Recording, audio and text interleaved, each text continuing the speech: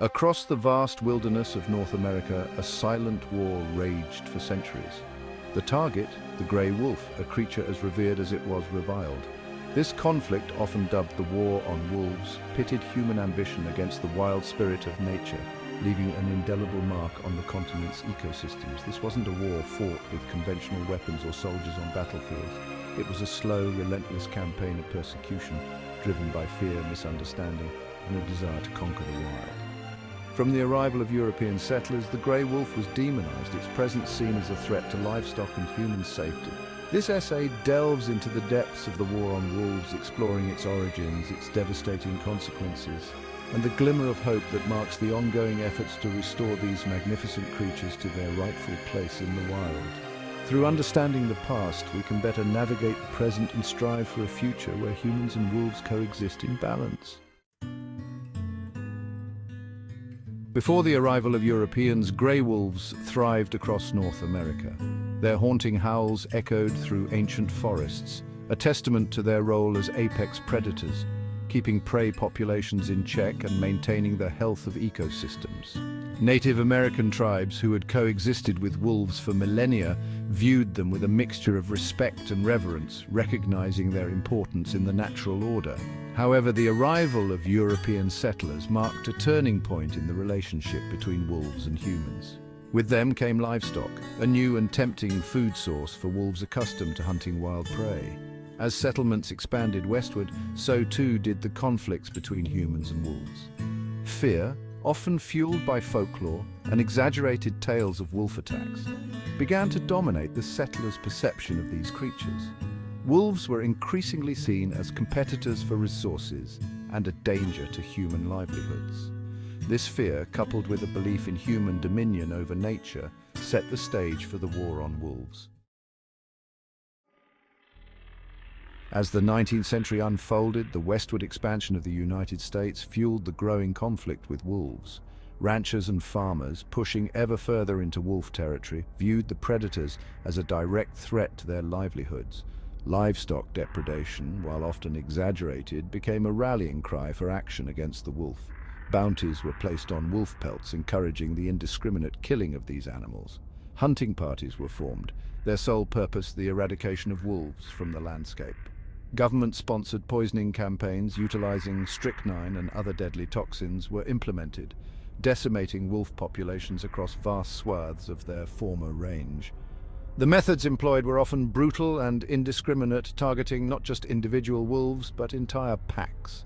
Pups were clubbed to death in their dens, and traps, snares, and poisons were deployed with ruthless efficiency. The message was clear: wolves were not welcome in the new world being forged by human hands. The campaign against wolves reached its zenith in the early 20th century. Fueled by a combination of economic interests, government policy, and deeply ingrained fear, the extermination of the grey wolf became official policy across much of the United States. The methods employed were as varied as they were ruthless. Professional wolf hunters, often employed by government agencies, used their knowledge of wolf behavior to devastating effect. They tracked packs through the wilderness, setting traps, lacing carcasses with poison, and using any means necessary to eliminate their quarry. The use of aircraft, while initially controversial, proved highly effective in tracking and gunning down wolves from the air. Perhaps the most insidious method employed was the systematic destruction of wolf pups in their dens. This practice, driven by the belief that killing pups would prevent future generations of wolves from preying on livestock, was as cruel as it was effective in decimating wolf populations. Section 5, Silence in the Forests, the impact of wolf removal. By the mid-20th century, the grey wolf had been all but eradicated from the contiguous United States. The once familiar howl of the wolf, a sound that had echoed through the forests for millennia, was silenced. The impact of this ecological removal was profound and far-reaching, extending far beyond the wolves themselves. With their apex predator gone, prey populations such as elk and deer exploded. Unchecked by wolves, these herbivores overgrazed vast areas, leading to widespread habitat degradation and impacting the populations of other species that relied on those same resources. The delicate balance of the ecosystems that wolves had helped regulate for centuries was thrown into disarray. The consequences of removing a keystone species like the wolf rippled through the food web, impacting everything from plant communities to the very soil beneath our feet. Section 6. Unintended consequences, ecosystems out of balance. The absence of wolves had a cascade of unintended consequences on ecosystems across North America. The overgrazing by unchecked herbivore populations led to the degradation of riparian areas, crucial habitats for a wide range of species. Stream banks eroded, water quality declined, and biodiversity suffered as a result. In some areas, the absence of wolves allowed coyote populations to explode. Coyotes, while naturally kept in check by wolves, thrived in their absence, leading to increased predation on smaller mammals and ground-nesting birds. The ecological web, once intricately balanced, was unraveling. The removal of wolves highlighted a crucial lesson. Ecosystems are interconnected, and the removal of one species can have far-reaching and unpredictable consequences on the entire system. It was a hard-learned lesson, one that would pave the way for a new era of conservation thinking. Section 7, A Glimmer of Hope, the reintroduction debate.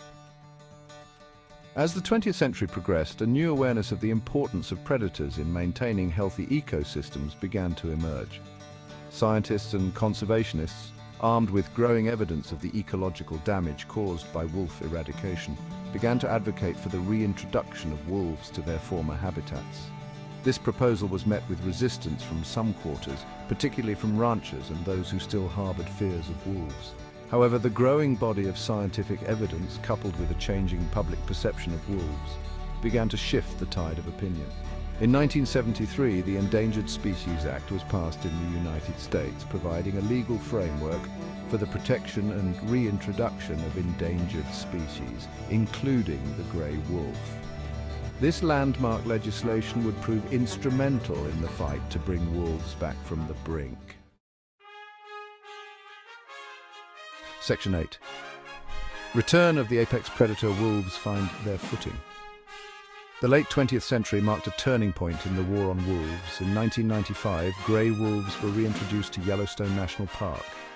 This effort was a major victory for conservation. Wolves' return profoundly impacted Yellowstone's ecosystem.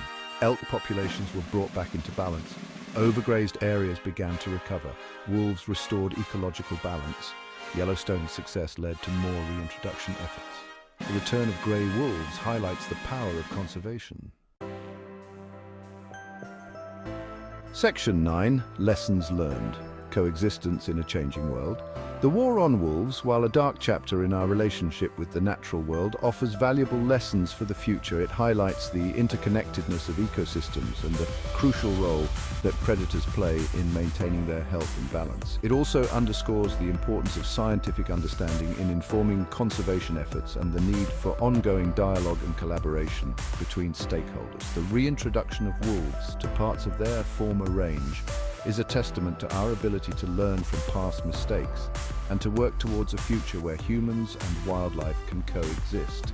However, this coexistence requires ongoing effort and a willingness to adapt to the challenges of living alongside large predators.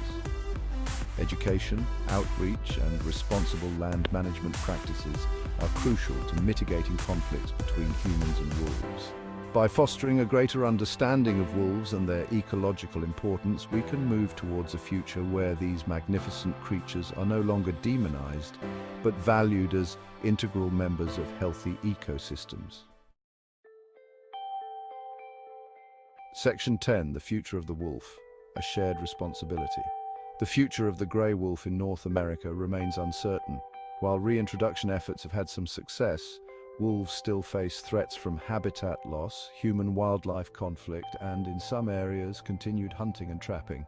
Their long-term survival hinges on our collective ability to coexist and to manage their populations responsibly. This requires ongoing dialogue and collaboration between ranchers, conservationists, policymakers, and the public. We must continue to develop innovative solutions to mitigate conflicts between wolves and human interests, such as livestock compensation programs and non-lethal methods of deterring wolves from preying on livestock. Ultimately, the fate of the grey wolf rests in our hands. By embracing the lessons learned from the war on wolves and working together to ensure their long-term survival, we can help restore these iconic creatures to their rightful place in the wild and create a more balanced and biodiverse planet for generations to come.